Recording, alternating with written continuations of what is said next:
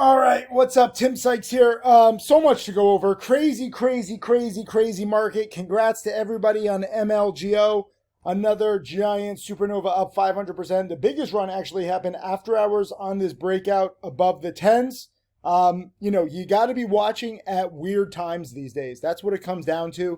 I'm trading sometimes midday, sometimes pre-market, sometimes after hours because we're in this supernova season where there's too many short sellers. The market has just squeezed all the shorts. There's so many toxic shorts on Fintwit and in so many chat rooms like blah, blah, blah, blah, blah, negative, negative, negative.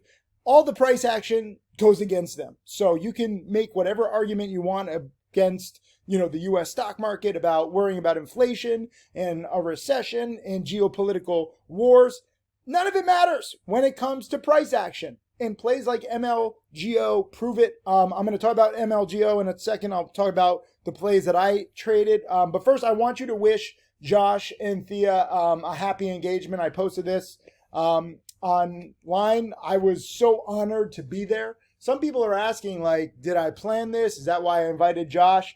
I didn't know Josh was going to propose on this trip. If you don't realize, I'm taking some inner circle students on trips. Last trip, I took Cam and his wife to Japan. Now I took Josh and Thea to Indonesia. It's going to keep happening. That's what the inner circle is. I'll link to the inner circle. We also have a big inner circle meetup in January in Miami. So stay tuned for that. The inner circle is basically just, in-person gatherings, small, more informal, whether it's, this is me sitting at dinner when Josh actually proposes. It's not always going to be that, personal, but I was honored to be there. In Miami, I think we have, room for 40 or 50, maybe 60 people.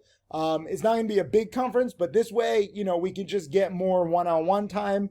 I think it really helps. Cam is already trading so much better after his Japan trip. I'm excited to see what Josh and Thea do. They nailed SHOT this week already, and they got engaged. So please congratulate them in the comments below. Some people are like, why are you always in Asia? Well, Josh and Thea also witnessed a new school. I'll be posting about that, a new recycling center, and we visited a new charity that I'm proud to support, which is anti-trafficking, which is such a big problem worldwide. So stay tuned for some photos and videos. But everything I do, I just post. I want you to see the world for what it is, good and bad. I want you to see the market for what it is, good and bad. I want you to see the opportunities for when they happen. I'm actually doing pretty well trading from Asia. I know it's crazy. Trust me. I don't know why this works so well, but I kind of do because I have an over trading problem. When I'm in Asia, I'm jet lagged. I'm exhausted. Right now, I'm hopped up on coffee, so that's why I'm energetic. But because I'm trading from the other side of the world and I'm just popping in here or there, not looking to trade, therefore, I can sit on the sidelines waiting, because again, I'm out living, I'm out, with my students, I'm doing charity, I'm sleeping at crazy hours, and I always try to be there for a good setup. You don't know when the good setups are coming. Normally they happen right around the market open and the market close. Like I said at the beginning of this video, it can be any time now because of the short sellers. So I will always thank short sellers for the opportunities they create. There was so much negativity with MLGO. They're saying, oh, look at this double top here in the 9s and the 10s. And then you just get squeezed. Okay? This is not promotion. This is a short squeeze. Even, plays like RDHL a few days ago, it never deserved to go up that high. It was a short squeeze. This is all short squeeze action, okay? This is normal action. It deserved to be in the low 2s or the mid 1s or now the low 1s. This is normal action. This is short squeeze action, okay? MLGO, did it deserve to go up to 18 after hours? And who knows what it'll do, today? We'll see. But this is short squeeze action, okay? When it's already up and there are shorts shorting it, 4s, 5s, 6s, it's crazy how short sellers can make any case that these companies are terrible, they're going to come down, and God bless their, narrow-mindedness, because that creates these giant squeezes. I didn't even trade MLGO. Some people are like, whoa, well, you talk about it. No, I wasn't even awake. So I want you to understand when this really spiked the most. I'm 13 hours ahead. So this was literally like 6, 7 a.m., and I'm going to bed at 2, 3 a.m. So I missed this, but I saw several students nail it. I'm proud of them. And I did nail WBUY. A lot of people asked about this. This is why, frankly, short sellers can be right. It's not that short sellers are wrong fundamentally. It's not that short sellers are wrong every time. WBUY actually was a great short. This is one of these Chinese pumps. And if you know the recent history of Chinese pumps, whether it was like iLag, which caught a bunch of shorts off guard before, eventually collapsing, WBUY is the exact same thing. Stocks to Trade Breaking News alerted it. I got a lot of questions about this. I literally just tuned in and I saw this midday. Again, normally I'm not looking to trade 11 a.m., 12 p.m., 1 p.m. Eastern. This is a weird market environment where I will tune in. I'll boot up my laptop. I'll get some Wi-Fi and I'll look to see if anything is moving midday. And, some people said, why did I buy at 9:55? I actually tried to buy this at 9-ish and it spiked so fast. Why didn't I buy it here at 8:40, 8:50 on the breakout over the pre-market highs? Because I wasn't even looking. This is the thing with trading while traveling. I'm not going to always have ideal entries, but sometimes I will be there and capture the meat of the move. And if you can learn to focus on these heavily shorted names, these pumped up names, all you have to do is take the meat of the move. I actually had a pretty bad entry, basically $1 a share too high, but I saw that the Chinese people were pumping this. The promoters, I saw that shorts were licking their chops saying this is going to be a good short. And for me, that is the perfect setup because you don't know how high it's going to go. Okay, it does collapse. Congrats to shorts. And you have these volatility halts intraday, which I absolutely hate. I detest trading volatility halts, but when there's so many buyers, when there's so many shorts getting squeezed, volatility halts will happen. So I actually prefer trading these pre-market and after hours when there's no volatility halts. So you got to know, the good and the bad about different times. But I was buying it because it was being pumped. It was squeezing. Shorts were crying. And to me, I thought that there was enough upside.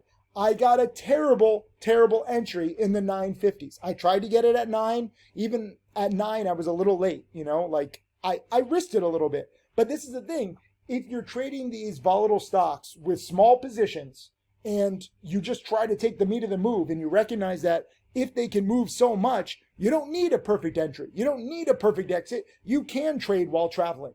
The problems come in when so many people are like, the VWAP is this, dilution tracker is this, and they're trying to figure out exact entries and exits, and they think that they're in control. And really what you're doing is trading these non-volatile stocks and you're trying to lock in 2, 3, 5% and you're missing the best plays. This was a terrible entry and I didn't even get it. I was trying to sell in the 13s and it dropped too quickly to the 12s. Then I missed it again and I literally sold it at 11.55. I missed the entry by basically $1 a share and I missed the exit by, a perfect exit would have been $2 a share, but I really missed $1 a share both times. So I made nearly $2 a share and I missed $2 a share. So as good as this trade looks, wow, you come into the market, you make a few grand, 20%, that's amazing. I screwed this up royally, entry and exit wise. This is why I teach. There is so much damn opportunity if you're focused on the right stocks, if you're trading small, if you're trading scared. Stocks to Trade Breaking News alerted this. Any single one of you with Stocks to Trade Breaking News knew this was squeezing. All you have to do is use Stocks to Trade Breaking News. And again, I'm not trading every Stocks to Trade Breaking News alert, but you got to judge the price action. When a Chinese pump starts spiking, when the short sellers start crying, and it's midday, which is typically a time that is not used to being a good time to buy, that all adds up to a potential short squeeze. I didn't know that there was going to be volatility halt. Literally, I'm typing it. I think by the time I even sent the alert, it was halted by the time that you guys got the alert. I know it's confusing, but I don't want you to follow my trades. I want you to learn my mindset, okay? No one ever gets rich following anybody else's trades, but I do have over 36 millionaire students because they learn my mindset. And there's opportunity on plays like this, long and short, okay? This was a great trade, and I only took half the potential profits. Use Stocks to Trade Breaking News. Focus on these plays. Don't get caught with these, toxic short sellers. just ride the hype and never believe it, right? Like I literally did not try to make $2 a share. What did I say? I think I said my goal is to sell in the tens. Yeah, goals to sell in the tens. So I'm buying it in the 950s. I already know that I'm chasing it a little bit, but because it had the right setup, I thought that there was enough upside. And sure enough, there was. So that's what you need to do. And I know it's scary to trade these stocks, long or short, but if you trade really scared, trading isn't so scary. And what I mean by that is trade with a very small position, trade with a conservative approach, cut losses if you're wrong. Like I was also trading SHOT. And SHOT has fit my 7-step framework. Oh, I didn't even see it spiked after hours. Makes sense. They have like their big debut today. I even said that they probably should promote themselves leading up to their debut. Wow. This is the first time I'm seeing it even spiked after hours. I was trying to dip by it in here. And again, this is another play where my traveling kind of hurt me because I wasn't there after hours when, I got to look and see if they did like a press release or a tweet or something. But, December 7th is when they're launching their, drink. And as hyped up as the drink is, it's probably going to like fall on its face. They're probably going to have to walk back their claims. But until then, it follows a 7-step framework. And it was a beautiful over the weekend play. I sold it too early. And now it's been collapsing from the 6 down to the 3s. And so I was dip buying it, where was I? Right in here. And then I was dip buying it in here. My first trade, I was just trying to get the dip. And it was actually 2 trades all at once, which is very rare. Very rarely will I take 2 trades at once. I usually like 1. But this was panicking quite nicely. So I tried it, but it didn't bounce. So I simply cut losses. If you can make $3,000 on a successful trade and then lose 300 on an unsuccessful trade, 10 to 1, that's a pretty good ratio. But then I also got back in because then it panicked some more. And this is the thing where sometimes if you are too early on a dip buy and you want to give it another shot, it's really good to cut losses before because now I'm not down. I have like a new approach, a fresh mind, fresh trade. And even though it didn't really bounce the way I wanted it, I made up for my earlier losses. And as it turned out, my dip buy right in here in the 350s, in hindsight, looks pretty good. There actually was $1 a share. I still have to look and see what they tweeted or promoted or something. I know they're going after the short sellers, which is a stupid move. They should focus on the product. But, again, maybe the product isn't as great as they claim. So maybe that's why they have to go after the short sellers. But either way, this fits the 7-step framework to a T on the way up and now on the way down. So I'll link the 7-step framework. You'll see I'm always looking for massive intraday panics to dip buy for the bounce. And that's what I was going for. I'm actually kind of sad that it spiked after hours. Not a huge surprise, but it's kind of sad because I want max panic. Perhaps Thursday morning pre-market or, near the open, we can get another panic and then it'll bounce nicely because it's like the day of the release. I'm sure some people are going to be tweeting. I don't know, but this follows the 7-step framework. And again, I'm looking for plays that fit my patterns. WBUY is a short squeeze play, which I've been trying to capitalize on all year long, and I'm finally doing better, making $3,000 there. SHOT was another one earlier this week where it was basically a short squeeze over the weekend, made $3,000 there. I mean, I'm closing in quite nicely now to, nearly 100K. And, this has been an atrocious year for me. I had the big $27,000 loss. But now over the last 30 days, $16,000. Over the last 90 days, with the market going higher and with all these plays, like $37,000. Like this is, I'm getting back in the groove, okay? So if you're ever out of the groove, it happens to anybody. Jack Kellogg is up roughly $2 million this year, and he's not even trading right now. Like he got out of the groove, but he's holding on to his gains. I know a lot of my top students have made money January, February, and now like September, October, November, but not every month is going to be a huge home run. Your plays, your favorite patterns are not always going to be working. You just got to try to take what you can.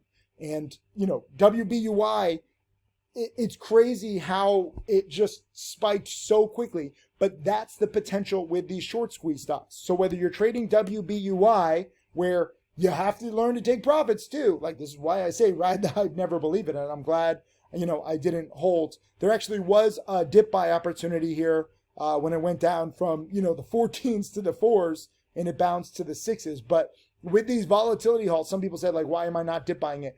Like I said, I hate volatility halts. When I was buying it, I didn't know that it was going to have a massive volatility halt. And it was like halted for like 20 or 30 minutes, which not the best situation for me, even though, I'm long and it's a short squeeze stock. So I wasn't really that concerned, especially with a small position. But when I see one volatility halt or multiple, I tune out. I don't want to deal with that. But there is extreme volatility for longs and shorts here.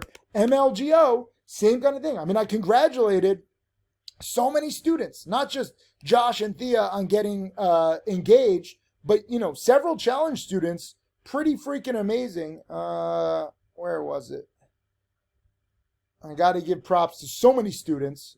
Dre Lane, in SERA in the 5s and out of the 8s. By the way, I didn't even talk about SERA. This was a beautiful, morning short squeeze. So many plays. Don Trader nailed SERA. DZX a little late, still profited. Stockho profited. Paula Point from the 3s to the 5s. Freaking awesome, right? Boz, made 10% on MLGO. Parvi Trade made, 5%. Mountain Man made $1 a share twice. M Fox, made $5 a share on a very small position. Himini actually shorted WBUI and banked from the 11s to the 4s. Like, this is what you guys have to learn, okay? I know that these plays are scary. They're very volatile, but you have to learn the patterns and try to ride the volatility, long or short. And like I will always say right now, very, very difficult to be a short. You never know how high it's going to go, even though you do have plays like WBUI, which, come down and give short sellers like life and energy. But at the same time, you got to learn to embrace these volatile stocks and trade with 5 shares, trade with 100 shares, whatever the case may be, paper trade. But when there's opportunity, whether you're sitting in front of a computer all day or you're trading and traveling like me, don't be afraid of the volatility, okay? There's opportunities to dip buy the panics. Start to recognize, wait a minute, when am I going to dip buy? Like, I literally was not even tempted to look at WBUI, let alone dip buy it after the volatility halts. To me, that's a no-go. When the volatility halts start, I get out, and I'm not interested. Versus SHOT, why was I dip buying it? It wasn't perfect panic, but I do remember that they're announcing their drink, they're publicly launching their drink the very next day. So theoretically, you have to think, wait a minute, they're doing a launch the next day. Even if the price action isn't good right now, theoretically, they're going to say something, they're going to do something, there's going to be a press release, there's going to be a tweet, and they're going to try to hype themselves up. It doesn't look good when you're announcing a new product and your stock is down 50% in 2 days, right? So if you think about this in terms of logic, whether you're judging WBUI based on price action and volatility halts or short squeezes, or SHOT with a little less price action, but recognizing that it fits the 7-step framework and they have a big upcoming catalyst, this is how you have to start thinking about these things. Not any specific VWAP, not any specific, like, my risk level is this and I'm trying to make 5%. You got to try to think big picture, because these stocks are so volatile, and if you can just ride the move, long or, again, short, in just a small way, in a small, safe way, you don't have to try to trade these, really choppy stocks that I see a lot of people trying to do when there's way too much choppiness, there's no big picture, and, when you're trying to, like, make 1 or 2 or 3% on a stock that's moving like 5 or 10%, it's just really tough. I would rather you, again, I know it's frustrating and scary to trade these volatile stocks, but I would rather you learn to embrace this volatility, start getting used to this volatility so that it's not as scary in the long run. Like, I got so many questions. People are being like, how can you buy WBUI? Like, it's so scary. Because it's an intraday breakout with a Chinese pump going on, with short sellers whining. So for me, that's a good setup because I have experience trading this stuff. But you need to get experience. So many of you are playing catch up. You don't have the experience. You haven't studied the past. So of course it's going to be scary. If you're unprepared, all of this stuff is very scary.